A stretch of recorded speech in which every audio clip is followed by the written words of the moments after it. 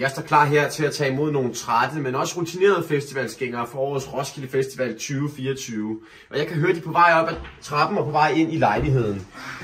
Hvordan har I bidraget med den gode stemning på Roskilde Festival 2024? Jamen, det synes jeg, vi har på den måde, at Roskilde Festival jo møder en stor udfordring i form af vejret, og der får vi hurtigt vist et fællesskab og et sammenhold tæt på os, i og med, at vi får vandsikret de camps omkring os, efter vi selvfølgelig har vandsikret vores egen.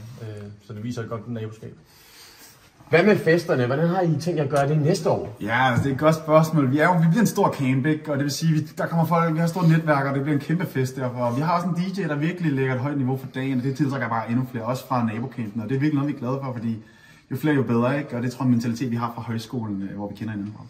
Og hvad med Common Ground 2025? Det er jo vældig populært. Har I tænkt jer at søge det? Ja, det har vi. Det er en del af vores plan. Og det har vi gjort med, at vi gerne vil holde den her store fest med fuldmoon-tema, hvor vi forhåbentlig kan tiltrække en masse mennesker. Og så har vi også et andet arrangement, hvor vi gerne vil holde den her langbordsmiddag eller Roskilde, som gerne skulle blive det her sammenskudspilde med forskellige ting og sager. Så ja, vi håber at se jer i Common Ground 2025. Ja. Fede initiativer. Skal du med? Jeg skal med. Sådan!